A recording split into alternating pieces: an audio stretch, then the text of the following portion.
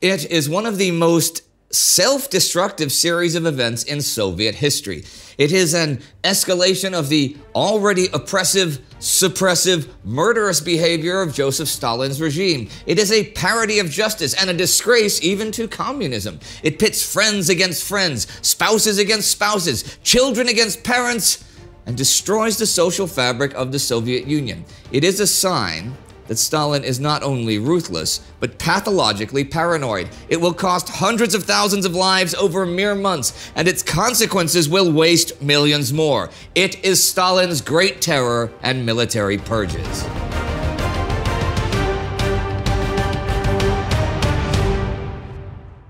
Welcome to Between Two Wars, a chronological summary of the interwar years, covering all facets of life, the uncertainty, hedonism, and euphoria, and ultimately humanity's descent into the darkness of the Second World War. I'm Indy Neidell. We saw in our episode on the Holodomor that Stalin is willing to have perceived enemies or undesirables killed by the millions. Political terror is a cornerstone of 1930s Soviet politics, and as historian Hiroaki Kuromayo will later describe it, it was a policy of extraordinarily intense, concentrated, and purposeful killing of at least hundreds of thousands of people. This is not limited to specific operations directed at particular groups, like the Ukrainians. Hordes of Soviet citizens and soldiers get caught up in the hysteria and are sentenced to death by Soviet courts or purged from the army. The terror and the purges impact the entire Soviet community, and it trickles down from the most high-profile people in the army to the most modest farmer. Because it isn't just big names like Mikhail Tukhachevsky, the #1 military man in the whole nation since the revolution, and his colleagues who are killed on suspicion of being hidden enemies. It's anybody. Okay, purges already became a thing in the Soviet military in the 1920s.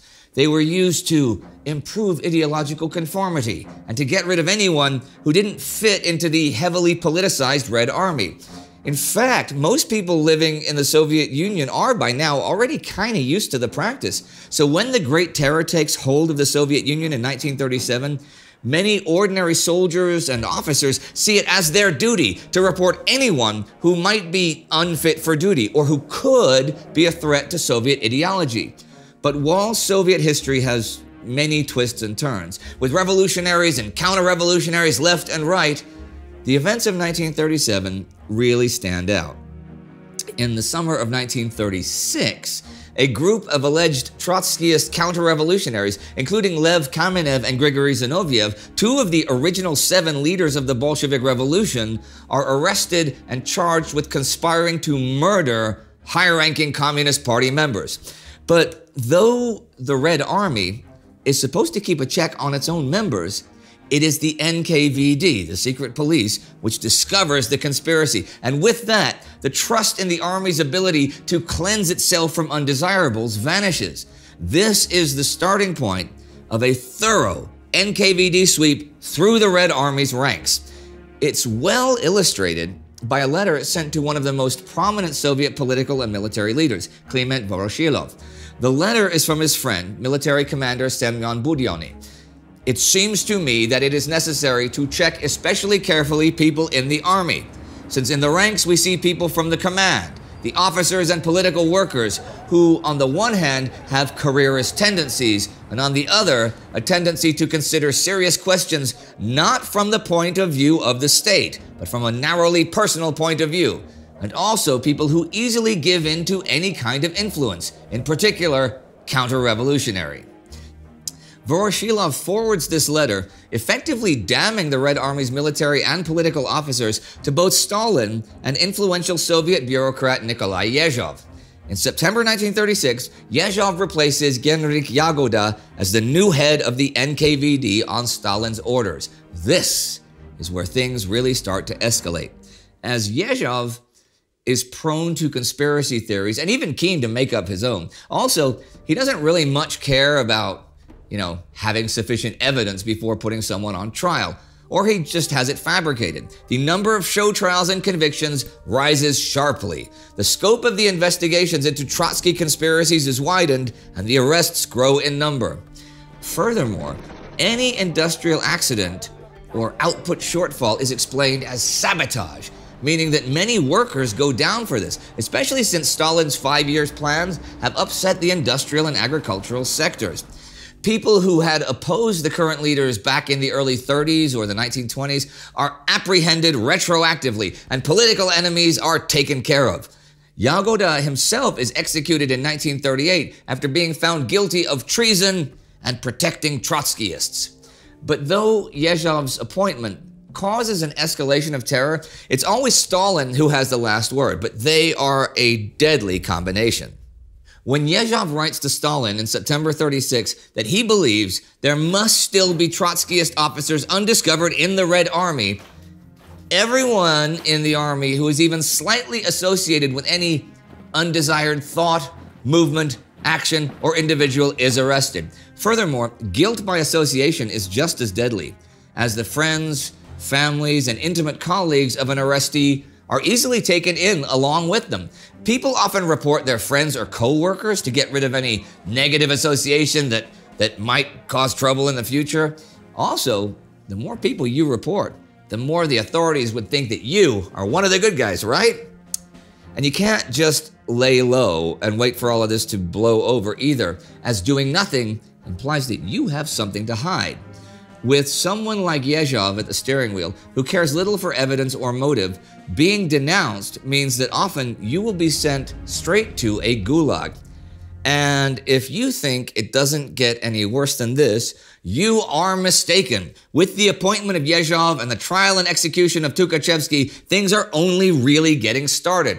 See, if even some of the Red Army's highest leaders, like Tukhachevsky, are involved in a conspiracy of that magnitude, then undoubtedly many others in the army below them are complicit. And those leaders were literal celebrities. Everyone in the army knew who they were, and many officers had in some way ties to them. And then those officers had links to the ordinary rank-and-file soldiers, so suspicion trickles down through the entire army. A Red Army newspaper article from June 14, 1937, calls for Red Army organizations to help the NKVD find conspirators and subversives.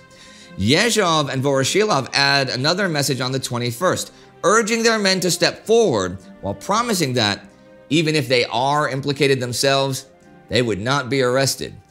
In practice, the ones that do come forward are just as likely to be executed. In any case, there's no stopping it now, and though many might actually believe that their superiors are implicated in the conspiracy, there are those who abuse the opportunity to further their own careers or to settle personal feuds.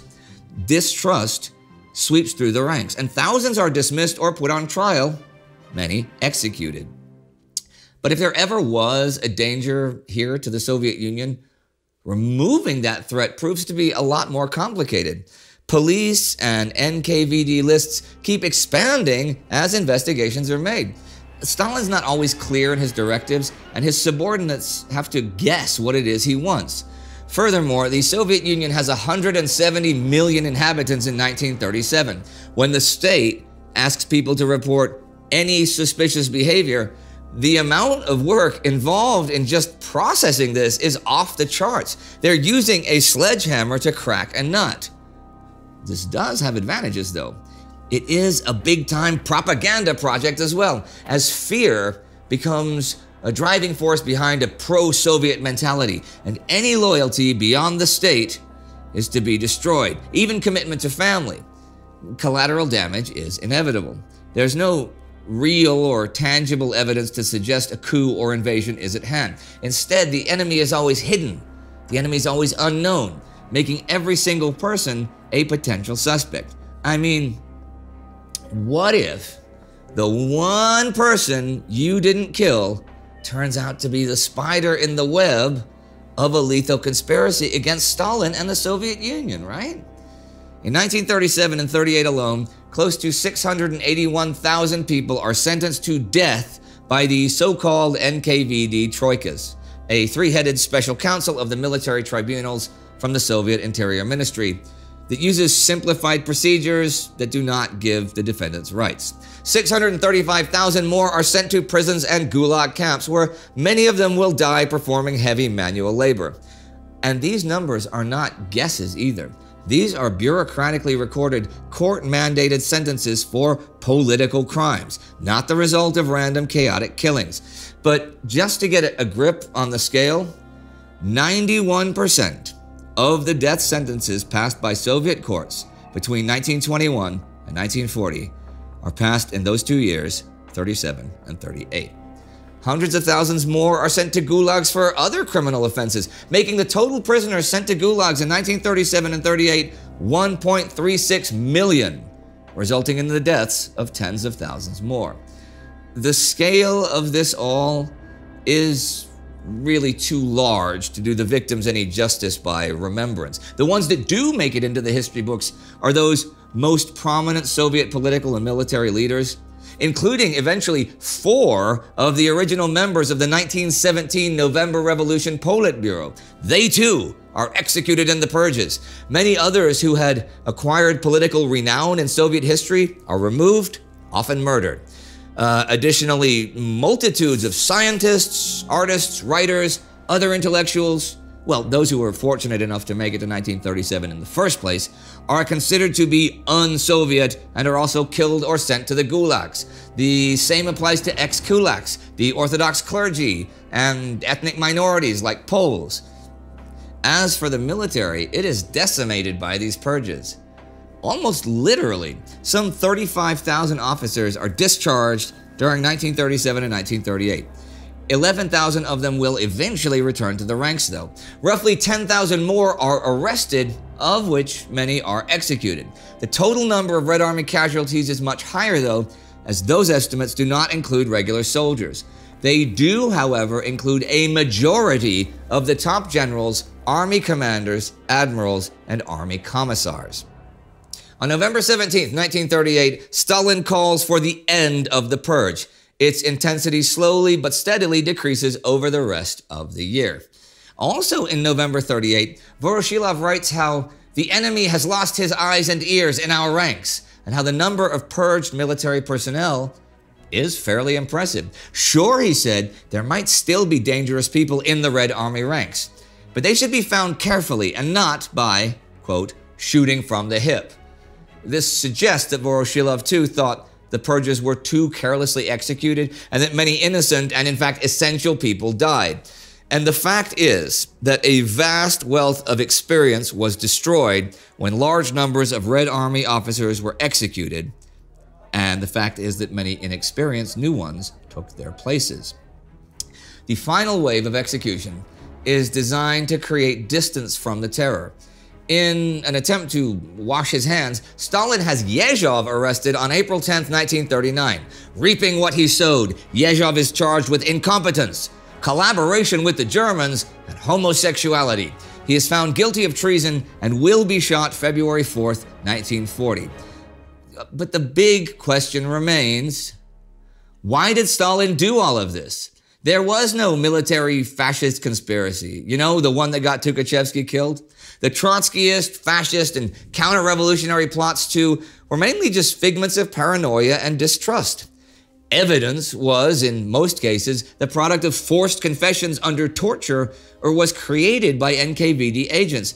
So, while the whole country fell into a culture of purging, it seems that it didn't serve a clear purpose at all. And some theories seem plausible until you take a closer look.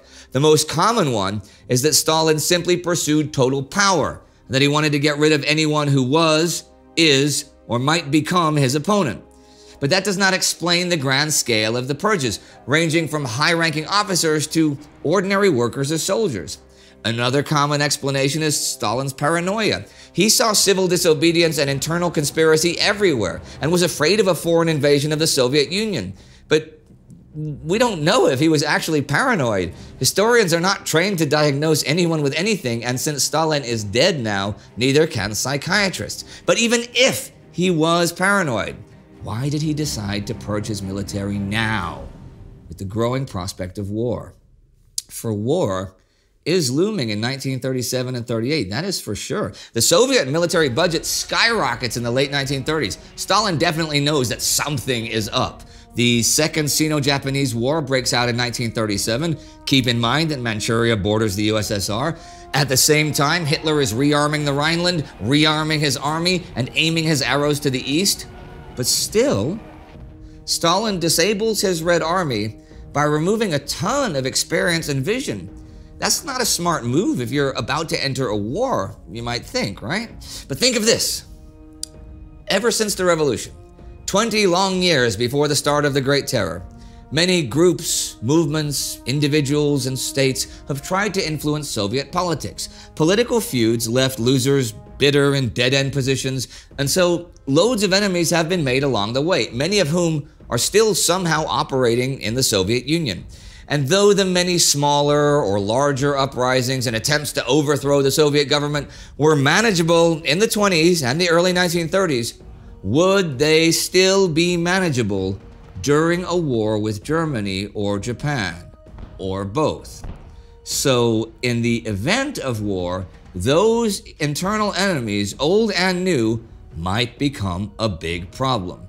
Cynically speaking, Stalin and his government had made an enormous mess to get where they are in 1937, and they want to clean house before inviting new guests. Stalin deals with all his old enemies, or with friends he thinks might challenge his position in case of a war. The whites from the Russian Civil War, they have to go. His 1917 revolution buddies, they too have to go. Nothing is to be left to chance. And as I said, Stalin figured that it's better to kill a few too many than not kill the one who is going to overthrow you. So it seems like it was precisely because of the threat of war that Stalin decides to do this at this moment and on this scale. But ever so tragically, hundreds of thousands of innocent people die. Fathers, mothers, brothers, friends, co-workers, the famous and the unknown, they all pay the price for Stalin's hunger for security. As one author writes, Moscow always considered moderation a greater danger than excess. Stalin himself saw it as contributing to the greater good, though. After the war, he will go on to say about those killed in the Great Terror, who will remember all these scoundrels in 10, 20 years? No one. The people must know. They removed their own enemies. In the end, each got what he deserved. But think of the effects it all had. We can't know if one of the purged leaders, officers, farmers, or workers would have conspired against Stalin, or if they would have succeeded. However, we do know that the military purges left a devastated Red Army behind. Not only are the ranks shaken and thin in manpower and experience is lost, as is the trust in the army's higher-ranked officers and leaders. The Red Army must be drastically reorganized, and it may take years to get back on its feet. Years it does not have, and that will become very clear very soon. Because in December 1939, the Soviet Red Army will make war with Finland, their tiny neighbor to the northwest. And while that Red Army massively outnumbers the Finns, it will completely overestimate its own capabilities. Without the experience of well-trained officers, and without the strategic vision of men like Tukhachevsky, it will nearly suffer a humiliating defeat at the hands of a far, far smaller enemy, and the bare victory it achieves will be at the cost of grotesquely disproportionate casualties. In Germany, Adolf Hitler is watching. He and his military leaders are delighted at the self-destruction of the Red Army. Should the mighty German Wehrmacht choose to attack towards Moscow, how on earth is this remnant, composed of junior officers, going to stand a chance against the glorious German generals and their clockwork war machinery? Maybe, just maybe, the answer lies in the deaths of tens of millions of more Soviet citizens. If you'd like to see one of our World War II in real-time videos, the one about the beginning of the Winter War between the Soviet Union and Finland in 1939, you can click right here for that any moment now. Our Time Ghost Army member of the week is J.B. Spence. I mean it when I say that we would not exist without people like J.B. Spence. So be like J.B. Spence and join the Time Ghost Army at patreon.com or timeghost.tv. Subscribe, ring that bell, and well, if you're wondering if Stalin was really paranoid, think of what he said to Nikita Khrushchev at a later point. I'm finished. I trust no one, not even myself. Vashi zdarovye. See you next time.